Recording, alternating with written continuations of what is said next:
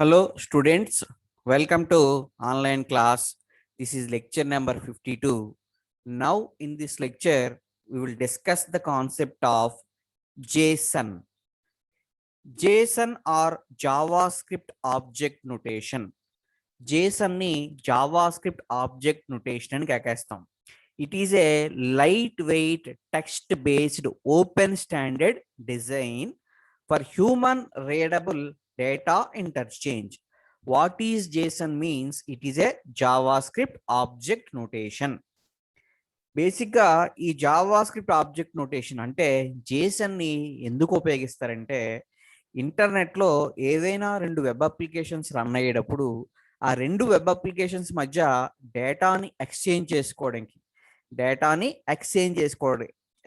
చేసుకోవడానికి అంటే డేటాని సెండ్ చేయడానికి అండ్ రిసీవ్ చేయడానికి మనం ఉపయోగించే వన్ ఆఫ్ ది ఫార్మేట్ ఏంటంటే జేసన్. ప్రీవియస్ డేస్లో డేటా అనేది ఒక వెబ్ అప్లికేషన్ నుంచి ఇంకొక వెబ్ అప్లికేషన్కి పాస్ చేయడానికి మనం ఏం ఉపయోగించే వాళ్ళం అంటే XML ఉపయోగించే వాళ్ళం. Okay, instead of XML now we are using JSON. JSON means JavaScript object notation. It is a lightweight and also text based. It is a human readable data interchange. That means it is possible to exchange data between two web applications on the internet. For example రెండు web applications ఉన్నాయనుకోండి, ఒకటి client, రెండోది server. Server ఏదైనా ఇన్ఫర్మేషన్ని client నుంచి server ఏదైనా ఇన్ఫర్మేషన్ని క్లయింట్కి కనుక పాస్ చేద్దాం అనుకుంటే ప్రీవియస్ డేస్లో అలా డేటాని ఎక్స్చేంజ్ చేసుకోవడానికి XML ఫార్మేట్ను ఉపయోగించేవారు. ఓకే, XML కన్నా మీకు జేసన్లో చాలా రకాలైన అడ్వాంటేజెస్ ఉన్నాయి. సో ఎప్పుడైతే ఈ అడ్వాంటేజెస్ ఉన్నాయో ఇప్పుడు డేటాని ఏ ఫార్మేట్లో సెండ్ చేస్తున్నారంటే జేసన్ ఉపయోగించి సెండ్ చేస్తున్నారు. సో జేసన్ అంటే nothing but JavaScript object notation. We are creating some JavaScript objects and we are sending that JavaScript objects from one web application to another web application. Okay, now చూడండి, JSON is easier to use and alternative to XML. JSON అనేది it is easy to use and it is an alternative. అంటే XML కి బదులుగా ఉపయోగించేది ఏంటంటే XML కి బదులుగా వాడేది ఏంటంటే JSON. JSON is a open standard for exchanging data on the web. అంటే డేటాలో వెబ్లో నథింగ్ బట్ వెబ్లో డేటాని ఎక్స్చేంజ్ చేసుకోవడానికి అంటే రెండు వెబ్ అప్లికేషన్స్ మధ్య డేటాని ఎక్స్చేంజ్ చేసుకోవడానికి ఉపయోగించే వన్ ఆఫ్ ద ఫార్మేట్ ఏంటంటే JSON. It supports data structures like objects and arrays. So it is easy to write and read data from JSON. So ఇప్పుడు ఈ JSON అనే ఫార్మేటు మీకు కొన్ని డేటా స్ట్రక్చర్స్ అంటే నథింగ్ బట్ ఆబ్జెక్ట్స్ని అరేస్ని support చేస్తుంది. ఎప్పుడైతే జావాస్క్రిప్ట్లో ఉండే ఆబ్జెక్ట్స్ని అరేస్ని సపోర్ట్ చేస్తుందో మనం డేటా అనేది ఒక వెబ్ అప్లికేషన్ నుంచి ఇంకొక వెబ్ అప్లికేషన్కి ఈజీగా మనం సెండ్ చేయగలం. Okay, because of JSON support data structures. JSON అనేది డేటా స్ట్రక్చర్స్ని సపోర్ట్ చేస్తుంది. ఏ డేటా స్ట్రక్చర్స్ అంట? ఆబ్జెక్ట్స్ని అరేస్ని. ఎప్పుడైతే ఆబ్జెక్ట్స్ని అరేస్ని సపోర్ట్ చేసిందో you can send your data in the form of object and also we can send the data by using object array. Okay, so ఎప్పుడైతే డేటా స్ట్రక్చర్ని సపోర్ట్ చేయడం వల్ల డేటాని నువ్వు ఈజీగా రైట్ చేయగలవు, అలాగే రీడ్ కూడా చేయగలవు from JSON. It is easy to write and read data from JSON. Okay, no points చూడండి. JSON stands for JavaScript object notation. JSON అంటే ఏంటి? JavaScript object notation. ఓకే, ఈ ఫార్మేట్ని ఎవరు స్పెసిఫై చేశారంటే డగ్లస్ క్రాక్ఫోర్డ్ అనే సైంటిస్ట్ 2013లో సజెస్ట్ చేసిన ఫార్మేట్. సో ఎందుకు ఈ ఫార్మేట్? డేటాని ఎక్స్చేంజ్ చేసుకోవడానికి వేటి మధ్య? రెండు వెబ్ అప్లికేషన్స్ మధ్య. ఓకే, ఇంటర్నెట్లో. Now JSON is a lightweight data interchange format. JSON ని lightweight data interchange format అని కాకేస్తాం. ఓకే, సో JSON ఎందుకు? used to send data between two computers. It is used to send between two computers అంటే nothing but రెండు web applications that are running on two different machines. Okay, if you want to send data between these two, we can use JSON instead of XML. Now JSON is language independent. JSON అనేది language independent అండి. Okay, దేని మీద కూడా depend అవ్వదు. JSON also supports array, object, string, number and values. JSON అనే format అరేస్ని, ఆబ్జెక్ట్ని, స్ట్రింగ్ని, నెంబర్ని, వాల్యూస్ని అన్నిటిని కూడా సపోర్ట్ చేస్తుందండి. ఎప్పుడైతే వీటన్నిటిని సపోర్ట్ చేస్తుందో జేసన్లో ఉండే డేటాని మనం ఈజీగా రీడ్ చేయగలం. అలాగే ఏదైనా డేటాని మనం జేసన్లో కూడా ఈజీగా కన్వర్ట్ చేయొచ్చు. Okay, now the file name extension is .json. If you want to send some data from server to client or any two web applications, we are sending that data in the format of JSON. Okay, the JSON file has an extension .json. So JSON file ki extension em untadante .json untadandi. ఈ JSON file నుంచి okay server కానీ client కానీ information ఈజీగా read చేయగలవు. Now the uniform type identifier is public JSON. Okay, JSON కి సంబంధించి uniform type identifier వచ్చి public.json అండి. ఓకే, నా ఇప్పుడు మనం ఈ JSON కి సంబంధించి యూజెస్ చూద్దాం. Uses of JSON. It is used while writing JavaScript based applications that includes browser extensions and websites. చూడండి, ఏదైనా రెండు వెబ్సైట్స్ ఉన్నాయనుకోండి, ఆ వెబ్సైట్స్ మధ్య నథింగ్ బట్ రెండు వెబ్ అప్లికేషన్స్ మధ్య డేటాని ఇంటర్చేంజ్ చేసుకోవడానికి, అంతేకాకుండా జావా స్క్రిప్ట్ బేస్ చేసుకుని అప్లికేషన్స్ డెవలప్ చేసేటప్పుడు వాటిలోను, అలాగే బ్రౌజర్ ఎక్స్టెన్షన్స్ని డెవలప్ చేసేటప్పుడు కూడా మనం ఖచ్చితంగా JSON ఉపయోగిస్తాం. మెయిన్ యూజ్ ఆఫ్ JSON ఏంటంటే transmitting data between two web applications. Now second point చూడండి, the JSON format is used for serializing and transmitting structured data over network connection. Through internet లో ఉండే రెండు వెబ్ అప్లికేషన్స్ మధ్య నువ్వు ఏదైనా structured డేటాను కనుక పాస్ చేయాలి అంటే ఆ స్ట్రక్చర్డ్ డేటాని మనం ఏ ఫార్మేట్లో పాస్ చేస్తామంటే JSON ఫార్మేట్లో పాస్ చేస్తాం. నౌ నెక్స్ట్ పాయింట్ చూడండి, it is primarily used to transmit data between A server and web application. Okay, ప్రైమరీగా దీన్ని ఎక్కడ వాడతారంట, సర్వర్ నుంచి ఇన్ఫర్మేషన్ ఏదైనా క్లయింట్కి కనుక పాస్ చేయాలి అంటే we are using JSON format. Okay, అంటే డేటాని మనం సర్వర్ నుంచి క్లయింట్కి పాస్ చేసేటప్పుడు ఆ డేటా ప్రీవియస్ డేస్లో ఏ ఫార్మేట్లో పంపేవారంటే XML ఫార్మేట్లో పంపేవారు. ఓకే, అంటే నథింగ్ బట్ నువ్వు క్లయింట్ సిస్టమ్ నుంచి సర్వర్ సిస్టమ్కి ఏదైనా ఇన్ఫర్మేషన్ కోసం నువ్వు రిక్వెస్ట్ పాస్ చేసావు. ఎప్పుడైతే నువ్వు రిక్వెస్ట్ పాస్ చేసావో సర్వర్ ఏం చేస్తుందంటే నీ రిక్వెస్ట్ని యాక్సెప్ట్ చేసి ప్రాసెస్ చేసి డేటాని రెస్పాన్స్గా పంపుతుంది. ఓకే, ఎక్కడి నుంచి ఎక్కడికి, సర్వర్ నుంచి క్లయింట్కి. ఎప్పుడైతే డేటా అనేది సర్వర్ నుంచి క్లయింట్కి పాస్ అవుతుందో ఆ డేటా ఏ ఫార్మేట్లో వచ్చేదంటే ప్రీవియస్ డేస్లో XML ఫార్మేట్లో వచ్చేది. వాట్ ఈజ్ XML అంటే ఎక్స్టెన్సిబుల్ మార్కప్ లాంగ్వేజ్ అంట. నథింగ్ బట్ XMLలో కూడా ట్యాగ్సే ఉంటాయి. బట్ XMLలో ఉండే డేటాని కొంచెం అర్థం చేసుకోవడం టిపికల్గా ఉంటుంది. అందువల్ల మనం XML కన్నా ఏ ఫార్మేట్ని ఉపయోగిస్తున్నారంటే నవే డేస్లో JSON వాడుతున్నాం. ఓకే, JSON అంటే nothing but Java script object notation. మనం ఇన్ఫర్మేషన్ అంతా కూడా జావా స్క్రిప్ట్ ఆబ్జెక్ట్ సహాయంతో ఆ నోటేషన్ ఉపయోగించి మనం ఈజీగా పాస్ చేస్తాం. సో ఆల్రెడీ మీరు జావా స్క్రిప్ట్ ఆబ్జెక్ట్ గురించి నేర్చుకున్నారు. ఓకే, ఇక్కడ JSON కూడా ఏంటంటే జావా స్క్రిప్ట్ ఆబ్జెక్ట్ నోటేషనే. సో ఆ జావా స్క్రిప్ట్ ఆబ్జెక్ట్లే ఇక్కడ డేటాని సర్వర్ నుంచి క్లయింట్కి లేదా ఎనీ టూ వెబ్ అప్లికేషన్స్ మధ్య పాస్ చేయడానికి మనకి ఉపయోగపడతాయి. Okay, now it can be used with modern programming languages. So JSON అనేది చాలా మోడర్న్ ప్రోగ్రామింగ్ లాంగ్వేజెస్లో కూడా వాడుతున్నారు. Any format. ఓకే, JSONని మోడర్న్ ప్రోగ్రామింగ్ లాంగ్వేజెస్లో అంటే జావాలో వాడతారు, .NETలో వాడతారు, ఓకే, పైథాన్లో ఉపయోగిస్తారు. సో జావా ఉపయోగించి నువ్వు JSON ఫైల్ రీడ్ చేయొచ్చు, రైట్ చేయొచ్చు. అలాగే నీకు .NET ఉపయోగించి కానీ పైథాన్ ఉపయోగించి కానీ నువ్వు JSON ఫైల్ని రీడ్ చేయగలవు. ఓకే, నెక్స్ట్ కాన్సెప్ట్ చూడండి, why do we use JSON? JSON is an easy to use. JSON ఈజీగా ఉపయోగించగలవు. It is a light weight language data interchange format in comparison to other available options. So JSON ఉపయోగించి నువ్వు దీన్ని light weight programming language అంట. ఇది ఎందుకు ఉపయోగపడుతుందంటే data interchange కోసం ఉపయోగపడుతుంది. Okay, so compare with other ఫార్మేట్స్తో పోల్చుకుంటే, అంటే వేరే ఇతర డేటా ఫార్మేట్స్తో పోల్చుకుంటే జేసన్లో చాలా అడ్వాంటేజెస్ ఉన్నాయి.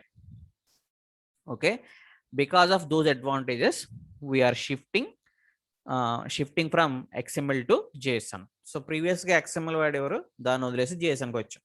ఎందుకు? చాలా రకాలైన అడ్వాంటేజెస్ ఉన్న వల్ల. ఓకే, నా ఫస్ట్ అడ్వాంటేజ్ ఉండే less verbose. In contrast to XML, JSON follows compact style to improve users' readability. While working with complex systems, JSON tends to make substantial enhancements. చూడండి, JSONలో నువ్వు JSON ఉపయోగించి డేటాని పాస్ చేసేటప్పుడు మీకు ఆ ఫార్మేట్ యూజర్ అర్థం చేసుకునే విధంగా చాలా ఈజీగా ఉంటుంది. Okay, it is very easy to understand by the user. So user అనేవాడు ఎటువంటి డేటా వస్తుందో ఆ డేటాకి సంబంధించిన ఇన్ఫర్మేషన్ని అతను ఈజీగా అర్థం చేసుకోగలడు when compare with XML.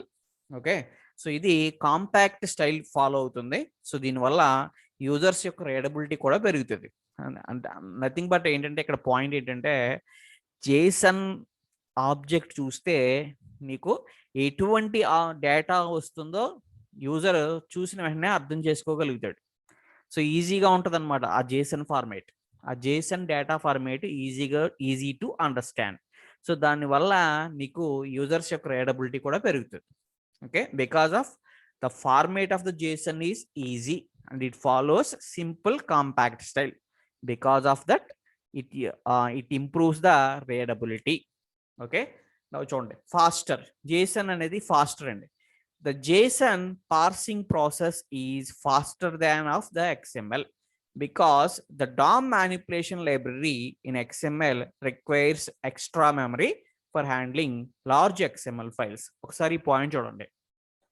For example, మీరు ఏదైనా ఇన్ఫర్మేషన్ని సర్వర్ నుంచి క్లయింట్కి కనుక పాస్ చేయాలంటే ఏదైనా డేటాని, అలా డేటాని పాస్ చేసేటప్పుడు ఫస్ట్ ఆఫ్ ఆల్ నువ్వు ఆ డేటాని JSON ఫార్మేట్లో పంపుదాం అనుకుంటే ఆ నార్మల్ డేటాని నువ్వు JSON ఫార్మేట్లోకి కన్వర్ట్ చేయాలి. సో దీన్నే మనం ఏమంటాం అంటే పార్సింగ్ అంటాం. ఈ JSON పార్సింగ్ అనేది faster compare with XML. If you want to send some normal data from server to client, అంటే నార్మల్ డేటా నువ్వు పంపుదాం అనుకుంటున్నావు, ఆ నార్మల్ డేటాని నువ్వేం చేయాలి? JSON ఫార్మేట్లోకి కన్వర్ట్ చేసి పంపాలి. సో ఎందుకు మనం ఉపయోగించేది అంటే JSON కాబట్టి. ఇప్పుడు నువ్వు ఆ JSON ఫార్మేట్లోకి కన్వర్ట్ చేయడాన్ని మనం ఏమంటాం అంటే పార్సింగ్ అంటాం. ఈ పార్సింగ్ అనేది, అంటే JSON పార్సింగ్ అనేది వెరీ ఈజీ. దేంతో కంపేర్ చేసుకుంటే నార్మల్ డేటాని XMLలోకి కన్వర్ట్ చేయడం కన్నా అదే నార్మల్ డేటాని నువ్వు JSON ఫార్మేట్లోకి కన్వర్ట్ చేయడం ఈజీ. ఓకే, ఎందుకు ఈజీ అంటే DOM manipulation library in XML requires extra memory for handling large XML files. చూడండి, అంటే DOM manipulation, document object model ఉంది కదండి, మ్యానిపులేట్ చేయడానికి లైబ్రరీ, సో లైబ్రరీ ఫైల్స్ ఉంటాయి. ఆ లైబ్రరీ ఫైల్స్కి ఎక్స్ట్రా మెమరీ స్పేస్ కావాలి. అంటే నథింగ్ బట్ ఏదైనా ఒక ఇన్ఫర్మేషన్ వస్తుందని పాస్ అవుతుంది మీకు ఎక్కడి నుంచి ఎక్కడికి, సర్వర్ నుంచి క్లయింట్కి. అలా పాస్ అయ్యేటప్పుడు మీరు అందులో ఏదైనా ఇన్ఫర్మేషన్ని మాడిఫై చేయాలన్నా, మీకు అక్కర్లేని ఇన్ఫర్మేషన్ని డిలీట్ చేయాలన్నా నువ్వేం చేయాలంటే ఆ ఫైల్ని మ్యానిపులేట్ చేయాలి. ఆ XML ఫైల్ని మ్యానిపులేట్ చేయడానికి కొన్ని లైబ్రరీస్ ఉంటాయి. ఆ లైబ్రరీ ఫైల్స్కి చాలా ఎక్స్ట్రా మెమరీ స్పేస్ కావాలి. ఓకే, అందువల్ల ఆ ప్రొసీజర్ అనేది చాలా స్లో అవుతుంది దేంతో పోల్చుకుంటే, JSON పార్సింగ్తో పోల్చుకుంటే. ఓకే, అందువల్ల JSON మనం ఫాస్ట్ అని కేకేస్తాం. So JSON parsing is faster than XML parsing. Okay, because of that we are using JSON instead of XML. Okay, JSON requires less data that ultimately results in reducing cost and increasing the parsing speed. చూడండి, JSON ఉపయోగించి నువ్వు ఏదైనా data pass చేస్తావు అనుకో, ఆ డేటాలో modification చేయడం కానీ, ఓకే, ఏదైనా అవసరం లేని డేటాని డిలీట్ చేయడం కానీ చాలా ఈజీగా చేయొచ్చండి. ఎందుకంటే ఇవి ఆబ్జెక్ట్స్, ఈ ఆబ్జెక్ట్లో ఉన్న డేటాని నువ్వు మోడిఫై చేయగలవు. ఓకే, ఒకవేళ అవసరం లేకపోతే ఒక ప్రాపర్టీని నువ్వేం చేయొచ్చు అంటే డిలీట్ చేయొచ్చు. It is possible. Okay, but నీకు XMLకి వచ్చేటప్పటికి ఆ లైబ్రరీకి, అంటే ఈ డామ్ని మ్యానిపులేట్ చేయడానికి ఉండే లైబ్రరీ ఉంటుంది కదా, ఆ లైబ్రరీకి ఎక్కువ మెమరీ స్పేస్ కావాలి. అందువల్ల నీకు పార్సింగ్ అనేది స్లో అయిపోద్ది. ఓకే, అందులో నువ్వు మాడిఫికేషన్ చేయడం కూడా కష్టం. బట్ ఇక్కడికి వచ్చేటప్పటికి you can easily modify. Okay, now next point చూడండి, readable. The JSON structure is easily readable and straightforward. Regardless of the programming language that are using, you can easily map the domain objects. So ఈ JSON ఉపయోగించి నువ్వు డేటాను pass చేసేటప్పుడు చాలా ఈజీగా ఉంటుందండి. It is easy to read. Okay, so ఇది complex కాదు. So compare with other programming లాంగ్వేజెస్తో పోల్చుకుంటే, అంటే అదర్ డేటా ఫార్మాట్స్తో పోల్చుకుంటే జేసన్ ఫైల్ని నువ్వు ఈజీగా అర్థం చేసుకోవచ్చు. It is easy to readable. Okay, readable అండి, అంతేకాదు యూజర్స్కి మీకు అర్థమయ్యే విధంగా ఉంటుంది. నౌ నెక్స్ట్ పాయింట్ చూడండి, structured data. In Jason A map data structure is used, whereas XML follows tree structure.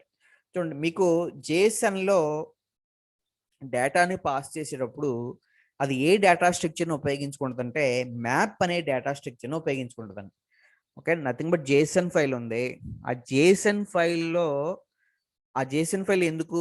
మనం డేటాని పాస్ చేయడానికి, ఎక్కడి నుంచి ఎక్కడికి, సమ్ 2 వెబ్ అప్లికేషన్స్, అంటే క్లయింట్ నుంచి సర్వర్ కానీ లేదా ఎనీ 2 వ్యాలిడ్ వెబ్ అప్లికేషన్స్ మధ్య నువ్వు డేటాని పాస్ చేయాలంటే జేసన్ వాడతాం.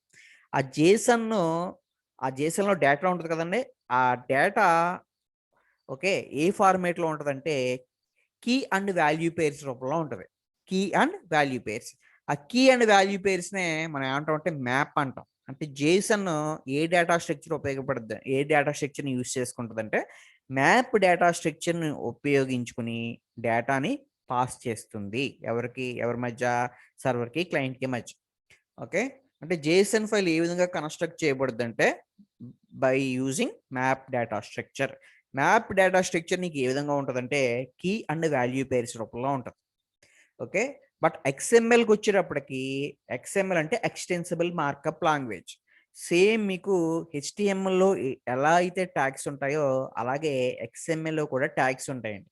సో XML నీకు ఏ స్ట్రక్చర్ని ఫాలో అవుతుందంటే ట్రీ స్ట్రక్చర్ని ఫాలో అవుతుంది. అంటే డేటాని సెండ్ చేయడానికి XML ఫాలో అయ్యేది ట్రీ స్ట్రక్చర్, జేసన్ ఫాలో అయ్యేది map data structure. Okay, so map data స్ట్రక్చర్కి వచ్చేటప్పటికి నీకు ఇన్ఫర్మేషన్ ఏ విధంగా ఉంటుందంటే కీ అండ్ వాల్యూ పేర్స్ రూపంలో ఉంటుంది.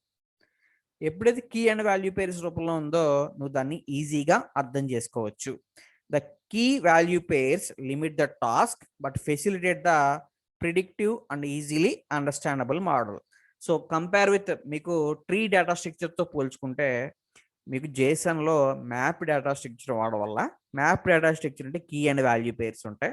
ఎప్పుడైతే కీ అండ్ వాల్యూ పేర్స్ ఉన్నాయో నీకు డేటా అనేది ఈజీ టు అండర్స్టాండ్. సో యూజర్కి ఈజీగా అర్థం అవుతుంది ఎటువంటి డేటా పాస్ అవుతుందో. ఇప్పుడు నెక్స్ట్ పాయింట్ చూడండి, జేసన్ సింటాక్స్ రూల్స్. సో మనం జేసన్ ఉపయోగించి ఏదైనా ఇన్ఫర్మేషన్ని సర్వర్ నుంచి క్లయింట్కి కానీ 2 వెబ్ అప్లికేషన్స్ మధ్య కానీ మనం ఆ డేటాని పాస్ చేయాలంటే సో జేసన్కి ఒక ప్రత్యేకమైన సింటాక్స్ ఉంటుంది. ఆ సింటాక్స్ మనం కంపల్సరీగా ఫాలో అవ్వాలి. ఓకే, ఒకసారి ఆ సింటాక్టికల్ రూల్స్ ఉన్నాయి చూడండి. JSON syntax is derived from JavaScript object notation. So JSON సింటాక్స్ని మీకు ఎక్కడి నుంచి డెరైవ్ చేశారంటే జావా స్క్రిప్ట్ ఆబ్జెక్ట్ నోటేషన్ నుంచి డెరైవ్ చేశారు. ఓకే, సో డేటా ఏ విధంగా ఉంటుందంటే data is in name or value pairs. Data ఏ విధంగా ఉంటుందంటే కీ అండ్ వాల్యూ పేర్స్ రూపంలో ఉంటుందండి. ఓకే, నేమ్ అనొచ్చు లేదా కీ అండ్ వాల్యూ పేర్స్ అనొచ్చు. Data is in the form of key and value pairs. Okay, ఇక్కడ డేటాని ఖచ్చితంగా దేంతో సపరేట్ చేయాలంటే కామాతో సపరేట్ చేయాలి. సో సెకండ్ పాయింట్ చూడండి, data is separated by commas. Data ఏ ఫామ్లో ఉంటుంది? కీ అండ్ వాల్యూ పేర్స్ లేదా name or value pairs. Name and value pairs. Data is in the form of key and value pairs. Data must be separated by commas. Okay, curly braces hold objects. ఏదైనా information కంపల్సరీగా wait మధ్యలో రాయాలంటే curly brace మధ్యలో రాయాలి. Curly brace మధ్యలో రాసిన దాన్ని మనం ఏమంటాం అంటే ఆబ్జెక్ట్ అంటాం. అదే మనం కర్లీ బ్రేస్కు బదులు స్క్వేర్ బ్రాకెట్స్ ఉపయోగించినట్లయితే దాన్ని మనం ఏమంటాం అంటే ఎరేస్ అని కాకేస్తాం. ఓకే, సో డేటా ఏ విధంగా ఉండాలండి? కీ అండ్ వాల్యూ పేర్స్ రూపంలో ఉండాలి. First point. ఓకే, డేటాని ఖచ్చితంగా దేంతో సపరేట్ చేయాలంటే కామాతో సపరేట్ చేయాలి. ఇక్కడ కీ అండ్ వాల్యూ పేర్స్ ని కూడా కంపల్సరీగా కోలన్ తో సపరేట్ చేయాలి. Key and value pairs also separated by colon. Okay, no ఇక్కడ ఇన్ఫర్మేషన్ నువ్వు కర్లీ బ్రేస్ లో రాస్తే దాన్ని ఆబ్జెక్ట్ అంటాం. అదే ఇన్ఫర్మేషన్ ని నువ్వు స్క్వేర్ బ్రాకెట్ లో పెడితే ఎరైస్ అని కాకేస్తాం. Okay, curly braces hold objects, square brackets hold arrays. నా ఒకసారి ఎగ్జాంపుల్ చూడండి. ఎగ్జాంపుల్ చూడండి. ఫస్ట్ ఎగ్జాంపుల్లో నేను విత్ ఇన్ కర్లీ బ్రేస్ మధ్యలో రాశానండి. ఓకే, ఫస్ట్ నేను ఏం రాస్తాను అంటే బుక్ అని ఒక ఆబ్జెక్ట్ తీసుకున్నాను. ఫస్ట్ ఆబ్జెక్ట్ పేరేంటి? బుక్.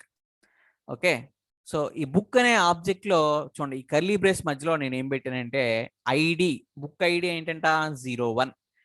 ఓకే, లాంగ్వేజ్ వచ్చి జావా. చూడండి ఇక్కడ ఐడి అనేది కీ లేదా నేమ్ అనొచ్చు. ఈ పక్కన ఉండే 01 వచ్చి ఏంటంటే వాల్యూ. కీకి వాల్యూని నువ్వు దేంతో సపరేట్ చేయాలంటే కోలంతో సపరేట్ చేయాలి. కీ ఎప్పుడు స్ట్రింగ్స్ అవుతాయి కాబట్టి కీస్ ని నువ్వు ఖచ్చితంగా విత్ ఇన్ డబుల్ కోట్స్ మధ్యలో పెట్టాలి. సో ఇది కూడా రూల్ అండి, key must be within double quotes. Key and value పేరు, కీని వాల్యూని నువ్వు దేంతో సపరేట్ చేయాలి? కోలంతో సపరేట్ చేయాలి. ఓకే, సో ఫస్ట్ ప్రాపర్టీ ఏంటి? ఐడి 01. బుక్ ఐడి ఎంతంట? 01. నా లాంగ్వేజ్కి వచ్చేటప్పటికి ఏ లాంగ్వేజ్ అంటే బుక్ అది జావా. నా ఎడిషన్ వచ్చి థర్డ్ ఎడిషన్. ఆధార్ వచ్చి Herbert Schildt. Okay, some name, author పేరు. సో ఇది ఫస్ట్ ఆబ్జెక్ట్ అండి. నాకు ఇటువంటి ఆబ్జెక్ట్ల యొక్క గ్రూప్ ఆఫ్ ఆబ్జెక్ట్స్ కావాలి. ఓకే, నాకు ఒక సింగిల్ ఆబ్జెక్ట్ కాదు, మల్టిపుల్ ఆబ్జెక్ట్స్ కావాలి. కాబట్టి నేను ఇప్పుడు దేన్ని ఉపయోగిస్తానంటే ఒక ఎరైని ఉపయోగిస్తాను. ఒక ఎరై. సో ఎరై కాబట్టి నేను ఖచ్చితంగా ఇన్ఫర్మేషన్ ని స్క్వేర్ బ్రాకెట్ లో రాశాను. చూడండి, మీకు బుక్ ఆఫ్ 0.id ఏంటంటే 01. బుక్ ఆఫ్ 0.లాంగ్వేజ్ వచ్చి జావా.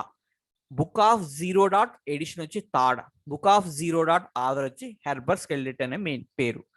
ఓకే, నాకు బుక్ ఆబ్జెక్ట్లు ఒక ఆబ్జెక్ట్ కాదండి, మల్టిపుల్ ఆబ్జెక్ట్స్ కావాలి. కాబట్టి నేను ఇక్కడ ఏం వాడాను? ఎరైని ఉపయోగించాను. ఈ పాయింట్ మీరు గమనించండి.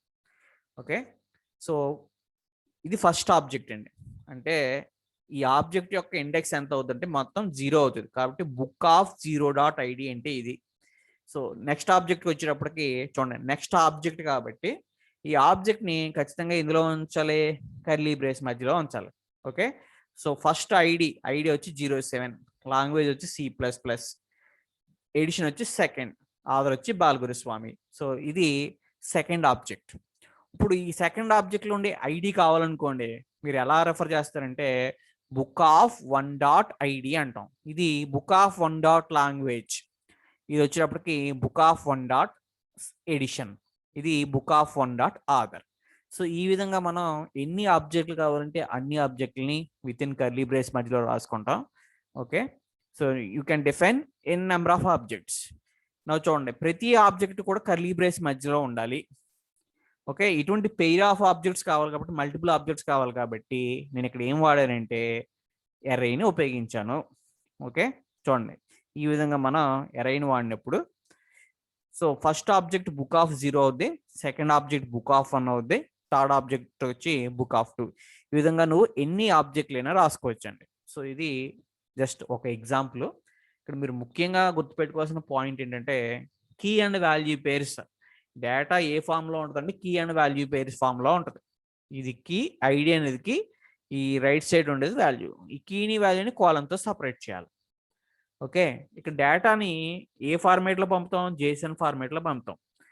జేసన్ సింటాక్స్ ఎక్కడి నుంచి డెరైవ్ చేశారు? జావా స్క్రిప్ట్ ఆబ్జెక్ట్ సింటాక్స్ ఎలా ఉంటుందో same syntax Jason syntax. Okay, నువ్వు ఇన్ఫర్మేషన్ ని ఏ విధంగా పాస్ చేస్తావు అంటే ఆబ్జెక్ట్ రూపంలో పాస్ చేస్తావు. ఇక్కడ ఆబ్జెక్ట్లు కావాలంటే కర్లీ బ్రేస్ వాడాలి. అదే నీకు మల్టిపుల్ ఆబ్జెక్ట్స్ ఉపయోగించాలంటే నువ్వు ఏం వాడతావు అంటే ఎరైస్ని ఉపయోగిస్తావు. ఓకే, ఈ విధంగా నీకు ఈ ప్రోగ్రామ్ ఎగ్జిక్యూట్ అవుతుంది. సారీ, ఈ విధంగా నీకు జరుగుతుంది. మన ప్రోగ్రామ్ రాసినప్పుడు మీకు దానికి సంబంధించిన మ్యాటర్ అర్థమవుతుందండి. Thank you.